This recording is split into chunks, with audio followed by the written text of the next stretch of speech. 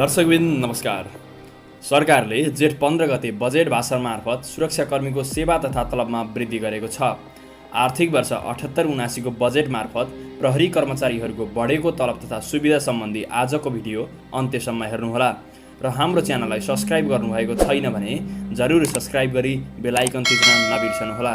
समाचार, मनोरञ्जन र रमाइलोको लागि नयाँ खबर नेपाल सब्स्क्राइब गर्न नभुल्नुहोला। नेपाल सरकारको सुरक्षा व्यवस्थापनमा सधैँ अग्रस्थानमा खटिने संस्था नेपाल प्रहरी हो। नेपाल प्रहरी जनताको सुरक्षा व्यवस्थापनमा प्रत्यक्ष रूपमा जोडिने हुनाले यसलाई जनपद प्रहरी पनि भन्ने गरिन्छ। विक्रम सम्वत 2012 सालमा पुलिस ऐन जारी भएपछि नेपाल प्रहरीको औपचारिक रूपमा विकास, सुधार र परिमार्जन हुँदै आएको पाइन्छ। साथीहरू, नेपाल प्रहरीमा कार्यरत कर्मचारीको तलब र उनीहरूले पाउने सेवा सुविधा उनीहरूको पदीय संरचनामा भर पर्छ। यस वर्ष नेपाल सरकारले प्रहरी कर्मचारीको राशन भत्तामा 15% वृद्धि गरेको छ। अघिल्लो वर्षको राशन भत्ता बापतको रकम रु 5250 को 15% अर्थात् रु 787 रुपियाँ थप गरी रु 6037 रुपियाँ पुर्याएको छ। त्यस्तै तलबमा अघिल्लो वर्षको भन्दा रु 2000 थप गरेको छ।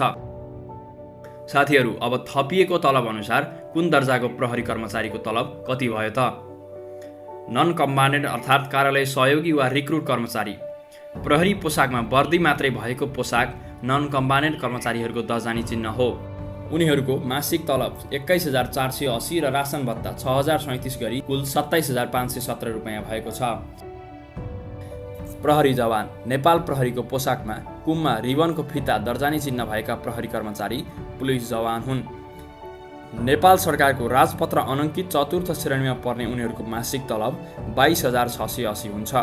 राशन भत्ता बापतको रु 6037 जोड्दा पुलिस जवानको मासिक आय 28717 हुन जान्छ।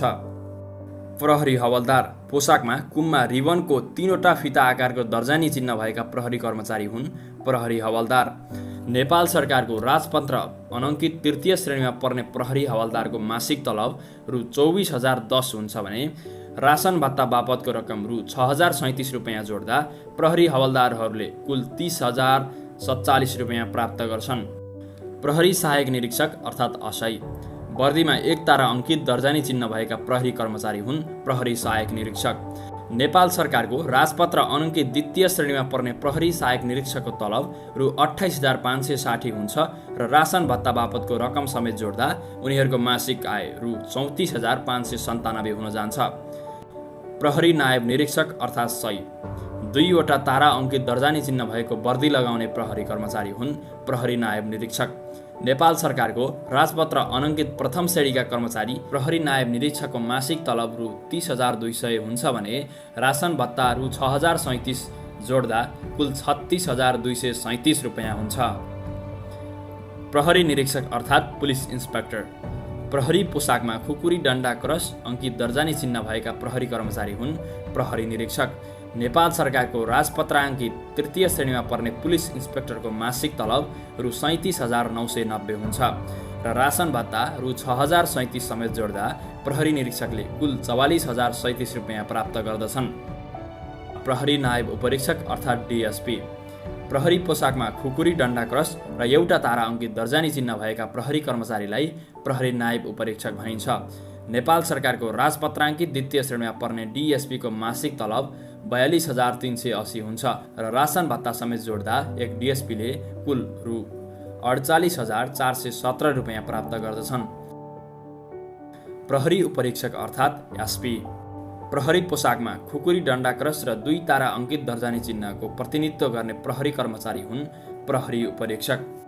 नेपाल सरकारको राजपत्राङ्कित द्वितीय श्रेणीका कर्मचारी एसपीले मासिक तलबको रूपमा रु 45460 र राशन भत्ताको रूपमा रु 6037 गरी कुल 51457 प्राप्त गर्दछन्। प्रहरी वरिष्ठ उपरीक्षक अर्थात् एसएसपी। प्रहरी पोसाकमा खुकुरी, डन्डा, क्रस र 3 तारा अङ्कित दर्जानी चिन्ह भएका प्रहरी कर्मचारी हुन् प्रहरी वरिष्ठ उपरीक्षक। नेपाल सरकारको राजपत्राङ्कित प्रथम श्रेणीका कर्मचारी एसएसपीले मासिक तलब बापत रु 49380 र राशन भत्ताको रूपमा रु 6037 गरी कुल 55417 रुपियाँ प्राप्त गर्दछन्। प्रहरी नायब महानिरीक्षक अर्थात् डिआइजी। प्रहरी पोसाकमा धानको बाला र खुकुरी डन्डा क्रस अङ्कित दर्जानी चिन्ह धारण गर्ने प्रहरी कर्मचारी हुन् प्रहरी नायब महानिरीक्षक।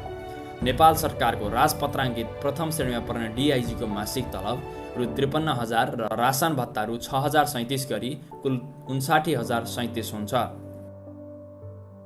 प्रहरी अतिरिक्त महानिरीक्षक अर्थात् एआइजी प्रहरी पोसाकमा धानको बाला खुकुरी डन्डा क्रस र 1 तारा अङ्कित दर्जानी चिन्ह भएका प्रहरी कर्मचारी हुन् प्रहरी अतिरिक्त महानिरीक्षक।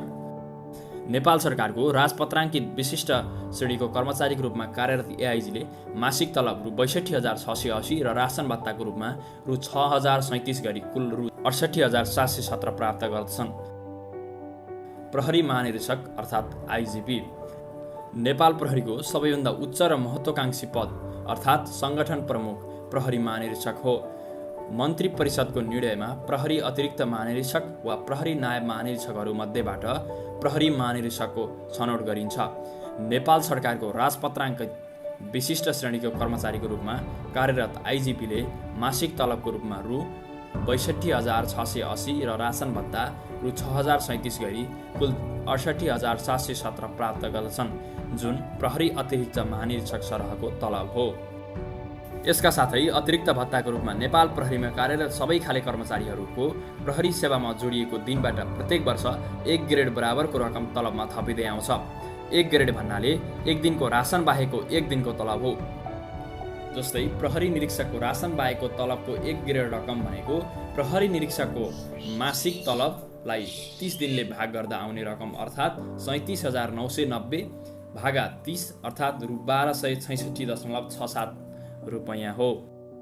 यसका अलावा तलबमानका साथै कार्यक्षेत्रमा खटिए बापत दर्जा अनुसार ट्राफिक प्रहरी, प्रहरी जवान र प्रहरी निरीक्षक तथा प्रहरी वरिष्ठ उपरीक्षकलाई तलबको 10 देखि 40% सम्म प्रोत्साहन भत्ता दिने गरेको छ। झण्डै 65,000 जना व्यक्ति कार्यरत रहेको देशको सुरक्षाको प्रमुख सङ्गठन नेपाल प्रहरीले जनताको दैनिक सुरक्षा, विकास निर्माण, अध्यागमन, सीमा सुरक्षा तथा जाँच, सरकारी अधिकारीको सुरक्षा प्रबन्ध तथा न्यायिक मेलमिलाप जस्ता कामको जिम्मेवारी वहन गर्दछ।